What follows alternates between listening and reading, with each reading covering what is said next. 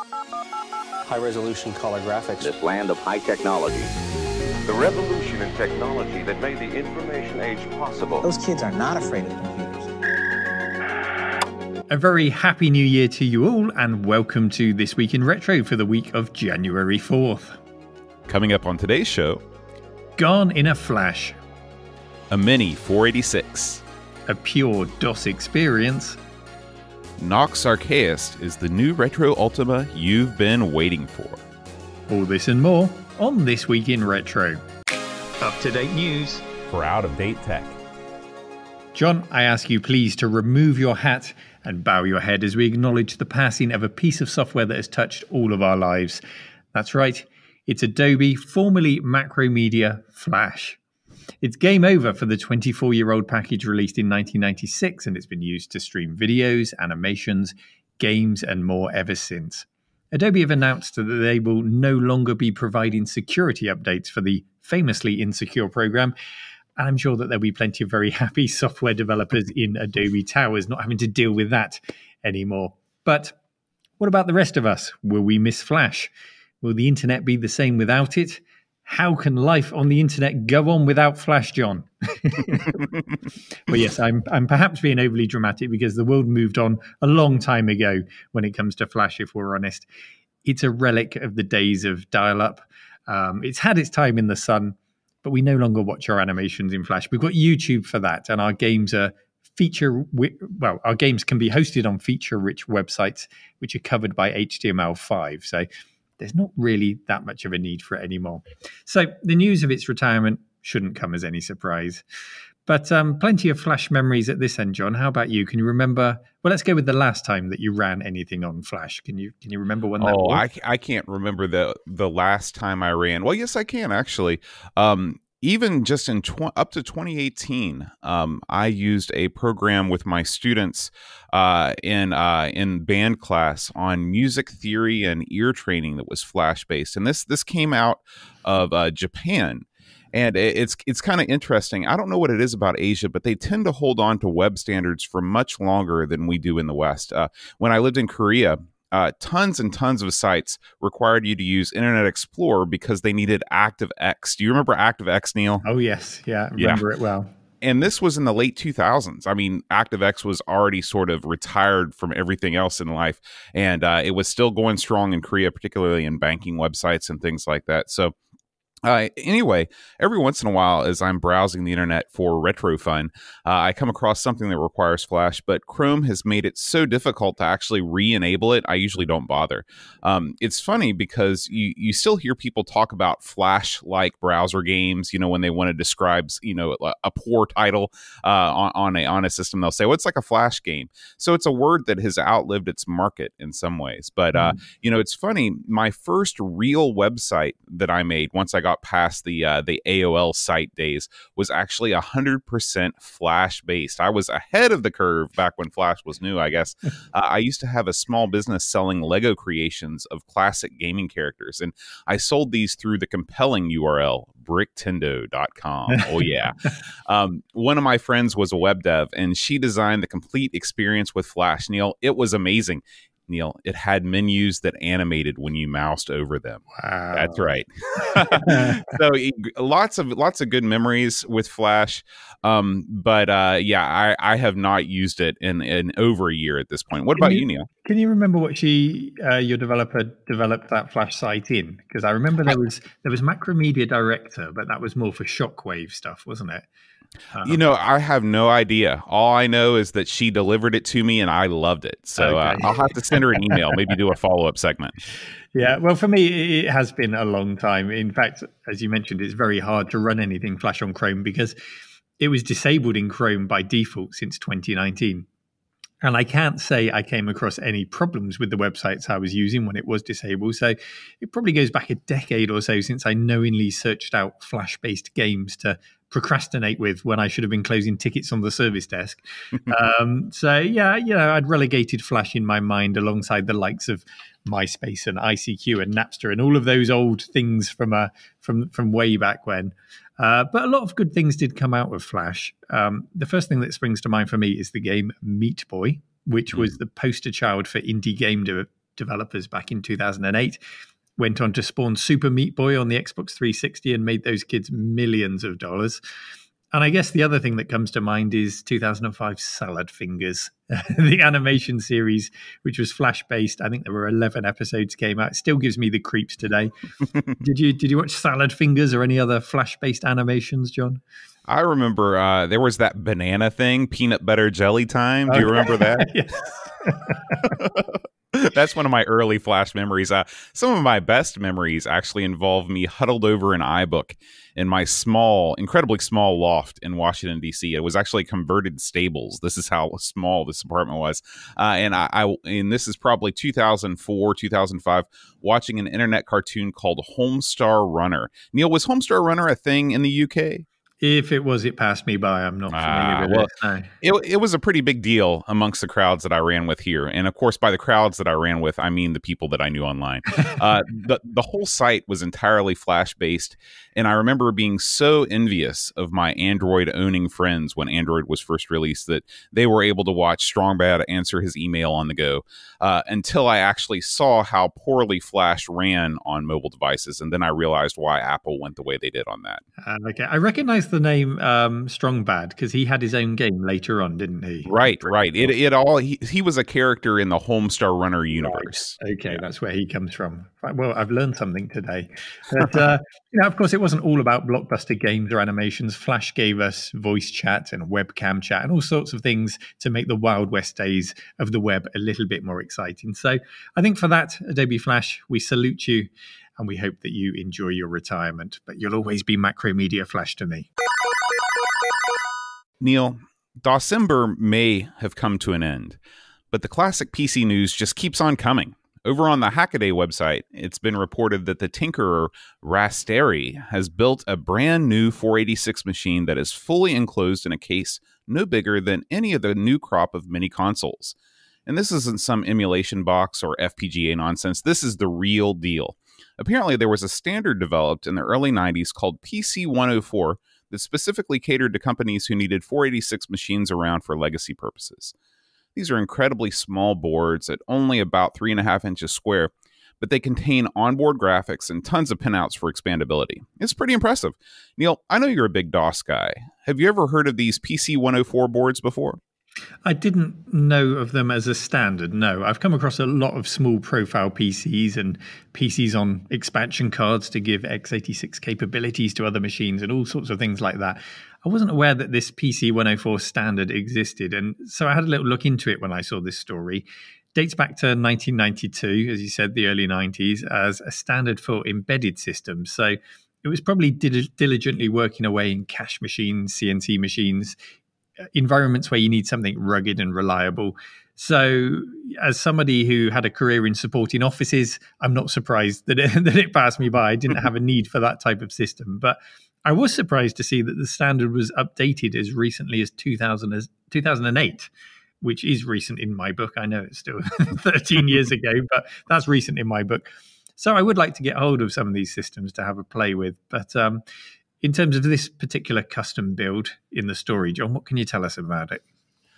What makes this particular build special is that Raspberry combined it with a homemade ISA-compatible sound card. So that the PC 104 standard didn't have any onboard sound other than the PC beeper, but he's basically built this sound card so it fits inside the form factor. The way you expand these boards isn't through cards. Instead, what you have are stackable modules via pins, similar to the GPIO pins on the Raspberry Pi, or, even more contemporary, the DE10 board of a Mister, the way that those boards sort of stack on top of each other. So what our intrepid creator did was find an ISA sound card that supported all three of the major sort of sound systems, AdLib, Sound Blaster, and General MIDI. And then he reverse engineered it to fit on a smaller board, design the PCB and all that. Sounds incredibly easy, Neil. Yeah. I could probably knock one of those up in an afternoon. In addition, he found, and this is insane to me, an IDE to solid-state storage adapter with 1 meg of storage. I've heard of IDE to compact flash or SD card adapters before, but nothing with actual memory soldered on the chip. And of course, he puts it all in an attractive aluminum, I will not say it your way, Neil. I'm sorry, aluminum case, and behold, the Wii 86 was born. So my question to you, Neil, is what place, if any, does a device like this have in this day and age of FPGA devices that also fit in the palm of your hand? Now, IDE solid state adapters, I do have some of them on my desk here, and they're great. Okay. They just slot into the IDE port, no cable, just a chunk of memory. You mentioned 1 meg of storage there. Is that the total storage that you had on the device? I believe that's the case. So not a whole lot, not a whole lot of storage. Not a whole lot there, but I'm sure it can be increased. But FPGA versus the chips that FPGA mimics, it's not really a competition for me because they are a means to the same end. If FPGA is doing its job, you'll get exactly the same result. So I don't know how much these systems go for, but would I be right in guessing that they go for a lot less than an FPGA setup that can give you a good 486 experience, John? Well, one of the things I discovered in doing some research around these boards is even though they're available, manufacturers aren't really keen on putting the price for them on websites. So that's kind of a red flag. I think that these may be items that the people that make these boards, they're looking to sell in bulk. They want an order of 1,000 of these to put on a pallet.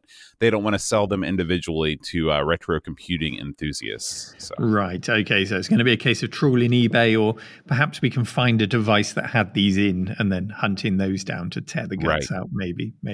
But it sounds like the main hurdle with the whole project was audio, and that's now been resolved with that wonderful bit of engineering. So barring any odd compatibility issues that I'm not aware of, I'd say go for it. I'd love to tinker with one. What do you think, John? Are you aware of any problems with it when it comes to running DOS on there, or does it all look good? I think that there's always going to be a certain segment of retro computer enthusiasts who want real hardware. No matter how good FPGAs get, no matter how good emulation gets, they want an actual thing to run their actual, software. So there's that. And plus the fact that this guy basically built a sound card from scratch. I mean, who does that sort of thing? That's top quality engineering in my book. So I applaud the project just, on principle. I think if Mr. Rasteri has a business plan in mind, if he could order, say a couple pallets of these and manufacture them, complete for half the cost of a Mister with all in them, with a case and everything, I think there's enough DOS gamers out there that would like to have a little real mini 486. I think he'd have some takers. The options for DOS fans continue in our next story today, which was submitted to our subreddit by Arthur_Ludd. Thank you, Arthur. And it's about the news of a new branch of DOSBox called DOSBox Pure.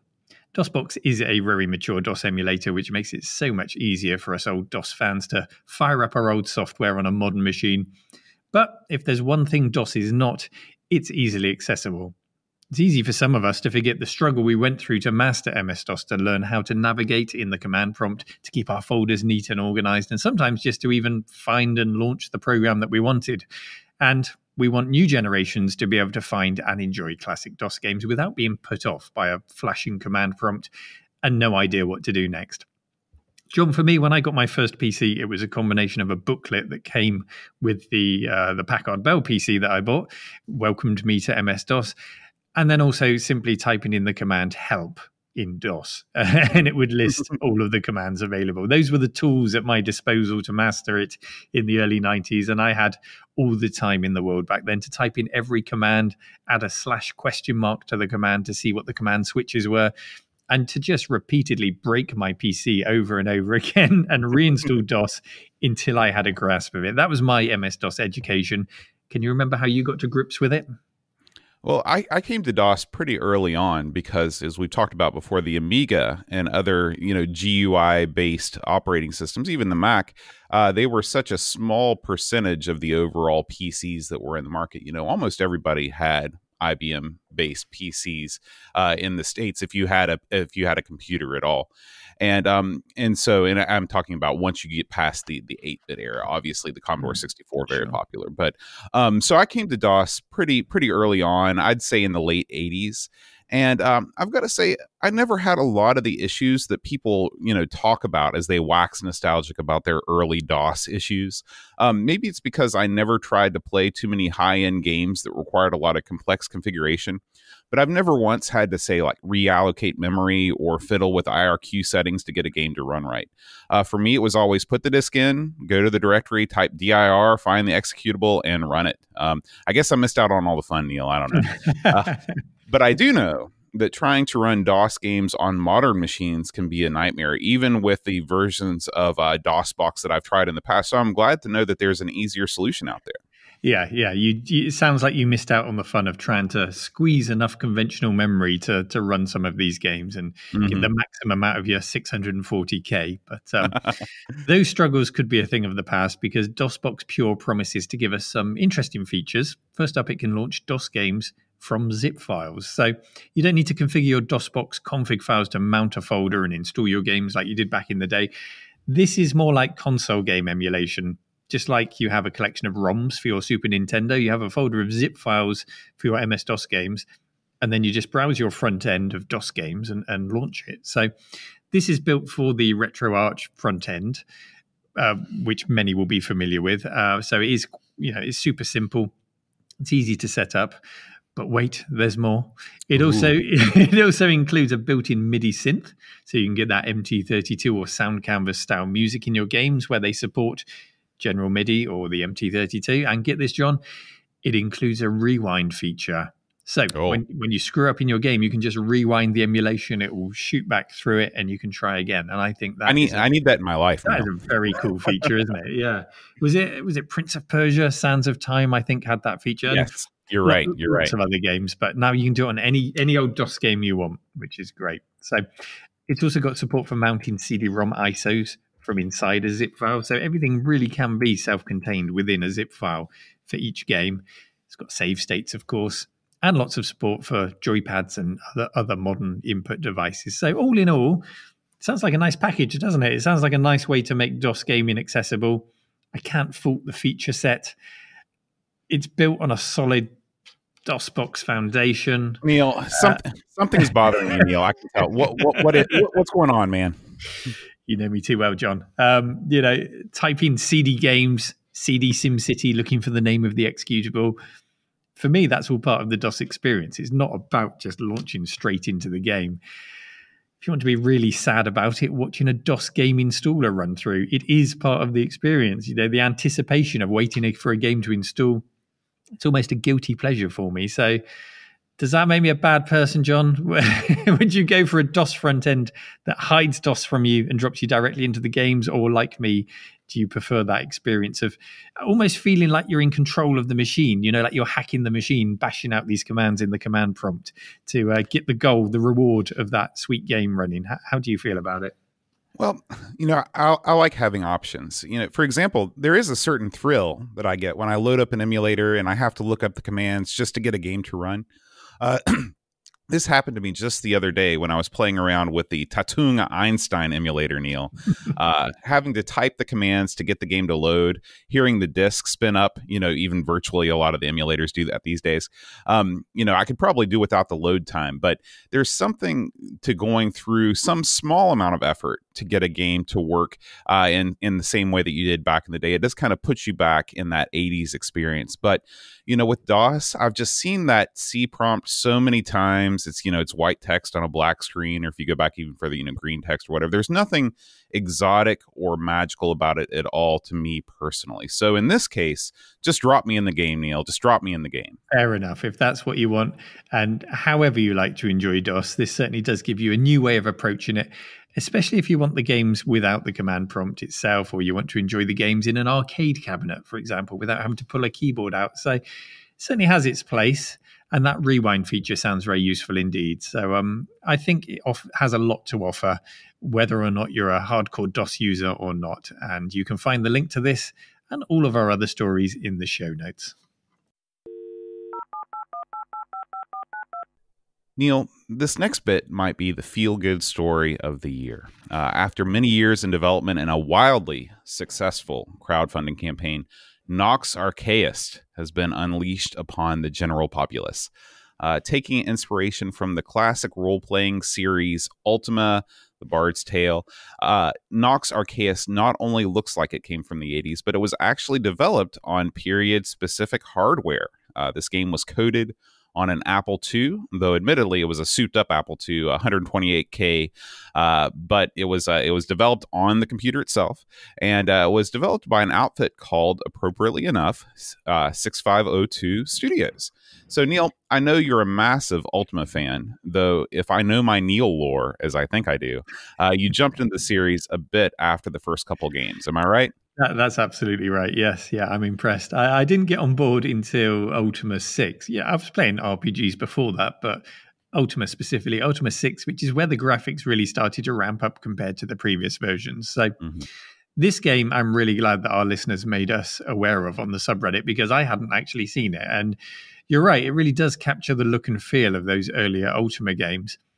And if it has the storyline to go with it, then it will work. It will work well. The two things that made Ultima attractive to me were the storyline with its surrounding lore, both in game and in the feelies that came in the box, and accessibility. You know, compared to other RPGs, Ultima on the surface, it seemed quite lightweight when you dropped into it. It was quite easy to get into. And then later in the game, that's when the depth starts to unravel. Whereas many other RPGs assume you've been playing D&D your whole life and you're just thrown straight in at the deep end. So that was one of the attractions of Ultima for me. So what are your first impressions, John? Where does this project sit on the scale of classic RPGs? And is it worth a shot today, do you think? Well, for me personally, this is a style of game, you know, the 8-bit computer RPG that I never really came into contact with back in the day. I did have Ultima 4 for my Atari 8-bit computer, but it was a, shall we say, liberated copy. So I had no docs, I had no map, I didn't have anything, so I was lost from That's the impossible. Yeah, because you had to have the map on the wall, and you also had to have the runic alphabet, so you could actually decipher signs, and you could exactly. So yeah, that's impossible. Further complicating things, it also took absolute ages to load. I think it was on 3 or 4 discs, and I kid you not, it took like half an hour just to get the game on the screen. So I didn't spend a whole lot of time with Ultima 4, but this looks like a great place to familiarize yourself with the genre. It seems like developers have stuck to the feel of an early 80s RPG, but they've streamlined it a lot. You know, they've taken out some of the things that just don't make sense in this day and age. A lot of the more unforgiving and confusing elements of the UI have been removed. However, they have kept some of the conventions, like when you go up to a door, you still have to open every door in the game by pressing O. So it sort of ticks those nostalgia boxes a little bit. Looking at their online shop, they've got a digital edition currently on sale for $20 and a box set, various box sets with various degrees of feelies. So if you want that cloth map, there is your chance. Neil, speaking of feelies, which sounds weird, maybe there's a better way to phrase this question. What's the best trinket you have ever received in a game? Well, of course, Ultima games were the king of the feelies. My wall was covered in the cloth maps that came with them. And I also loved a good VHS tutorial video. I remember when I bought 3D Construction Kit from Domark, it had a gold-coloured VHS video in it. Yeah. And so, of course, I'd have to take that downstairs to watch that on the big telly in the lounge. And in it, you'd see people create these incredible worlds that I never came anywhere near close to recreating in my own experiments. And then the feelies that I really abused the most were the bundled T-shirts. Do you remember, like, there's the Shadow of the Beast T-shirt that came. You know, I've always wondered about that Shadow of the Beast T-shirt. Did they just assume that all Shadow of the Beast players were going to be exactly the same size? How did that work? I don't know. That's a good question. It's a good question. But, I mean, that one is a real collector's item now. Sure, And I got one with a game called Messiah, which was a funny game where you played like this cherub that went around doing terrible things to people. Ultra violent. Whenever I had some DIY to do, perhaps some painting, I'd think, oh, what old clothes do I have for this job? And I'd grab one of the game T-shirts, John, just because I thought I was too cool to go outside in the real world in a game T-shirt when I was a younger man. I mean, what would people think of me if they knew I was into microcomputer games and not console gaming, John? That would be your ruin. It would be your ruin. I'd be ruined. My reputation would all be over. So I ruined all those T-shirts with paint. And now, of course, I spend my time scouring eBay looking to buy them again. How about you, John?